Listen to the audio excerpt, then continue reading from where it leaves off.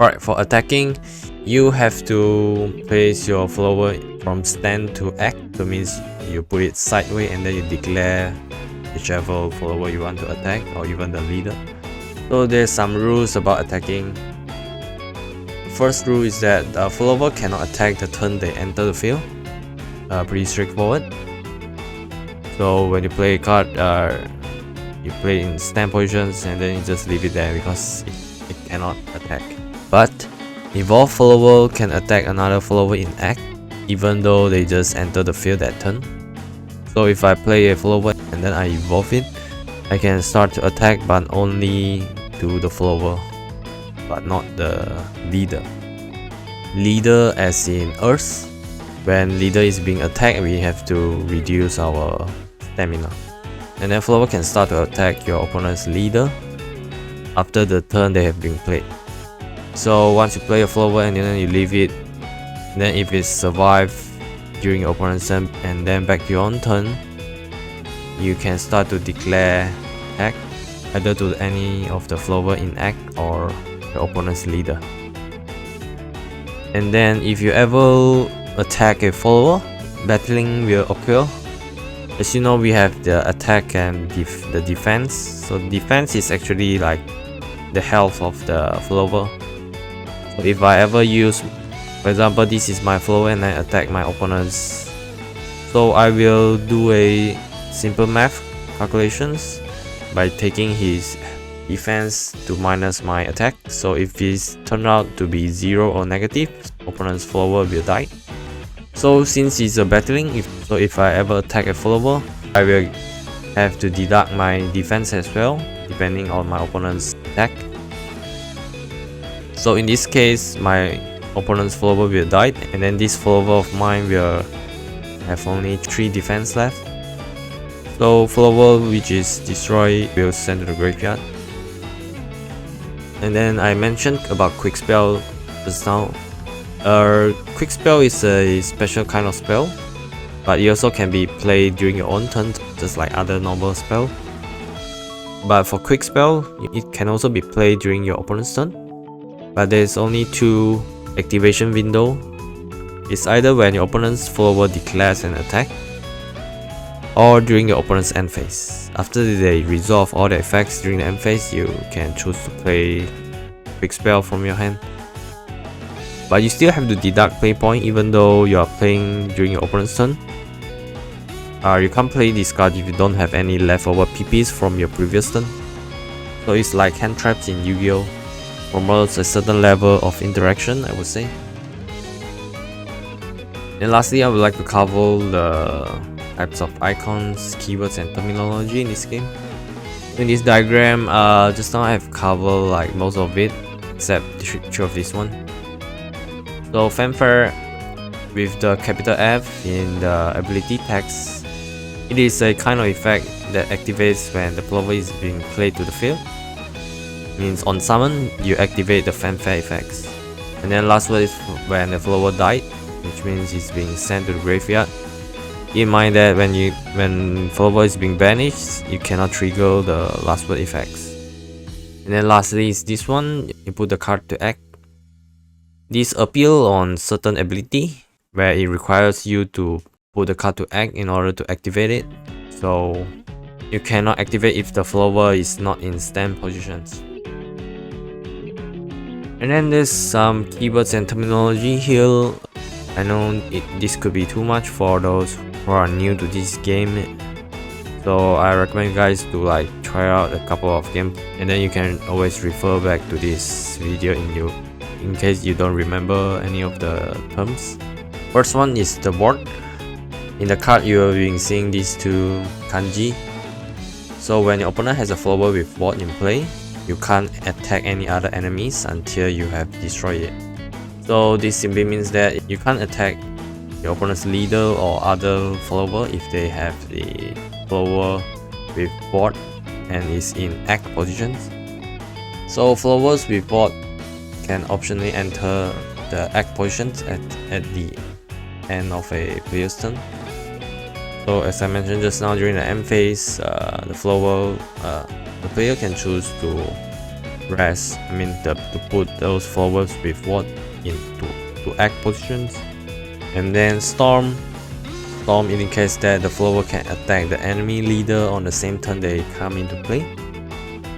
Rush indicates that the flower can attack enemy flowers on the same turn they come into play. And then direct attack is something new. This is not being introduced in the mobile game. Flowers with direct attack can attack flowers who are not in the act positions. As I mentioned just now, in the attacking rules, you cannot attack flowers which is in stand positions. But if your flower has the direct attack ability, you can straight away just declare an attack on your opponent's flower which is in stand position. And then we have Drain. It also appears under a flower. So for each point of damage the card deals, it restores your leader's defense by 1. So if you deal, like for example 3 damage to your opponents, you restore 3 defense to your leader. So keep in mind that Drain doesn't take effect when defending, means when your opponents attack your flower with Drain, it doesn't restore any of your leader's defense. And then Bane is like, it automatically destroy any other flowers that this flower attacks. Flowers that attack them are automatically destroyed as well. Even when a flower with Bane has 0 attack or the damage is reduced to 0 by an enemy ability, the Bane's ability will still activate. Then the last one is Intimidate and Aura. Flowers with Intimidate cannot be attacked, and cards with Aura cannot be selected as targets for an opponent's effects. Aura means hexproof. And then lastly, these are the mineralogy which mostly applies on a certain class, so I will not going through it right here, so you guys can pause and take a read if your class has these certain keywords. So I did not list out all the keywords on Shadowverse Evolve. You guys can hop on to this website to have a more detailed list of it. Basically cover all the gameplay elements, and I hope it's not too confusing for you guys. There is a slight difference compared with the digital version of the game, but I think it's still more or less the same. So over here we have some source for English translations and also some rulings. You guys can refer to this website. I think this is a very good site. You guys can always refer to this one for translations and rulings. And then for the price of the cards, currently most of the people are referring to UUT, but it may vary depending on the location or what. This one application being introduced by Sidegame, which is the Shadowverse Evolve supporter. It supports your gameplay, so you don't have to like carry on all those materials. Instead, you can use this app to like represent your play point and also the stamina of your leader and your opponent's one. So currently it's only available in Japan on Google Play Store and Apple App Store, but for countries outside from Japan, I think you can grab it from this link. If your smartphone has an NFC function, you can scan over your leader card to gain a special leader team. Right, about the products, currently we have starter deck for each of the class, and then this is just like a more premium version. It's a huge box that contains each of the starter deck, and then we only have 2 for the booster box. One is featuring the Lucifer, and then the second one refers to the Bahamut. And then recently we got the Umamusume collaborations, so there's starter deck and also the booster pack. So speaking of Umamusume, I think it's worth mentioning some new mechanics being introduced solely for Umamusume cards. The first new thing is about the deck building. So as I mentioned just now, you can only play like cards from your own class or neutral card, but there's a second option where you can mix the class, but your decks can only contain Umamusume cards. So this is a new mechanic being introduced. It's called Speed and Racing. So there's one new type of card, which is a carrot. It shares the same slots with your evolved characters. Means carrot is being placed in your evolved deck. And then this what we call feed is you place a certain amount of carrots under your follower, and then you pay the respective pay point cost. For example, this one is you spend 1 carrot and 1 play point in order to start racing. So when you start racing, you will gain a racing ability depending on the card text, and also you will gain rush just like evolve. So you can imagine feeding is just like evolve, but you did not place any evolve follower on top of it. Keep in mind that you can only feed or evolve once per turn, so if you already evolve, you cannot feed on the same turn. So keep in mind that you cannot feed multiple times on the same follower. So upcoming products on December, we will be having a new booster box featuring the Flame of Leviathan. I believe it's from the anime. Last, I would like to talk about the card Rarity, which some of you might be confused about. So basically, we have 4 rarities. These are the main 4 rarities over here, which is the bronze, silver, gold, and legend.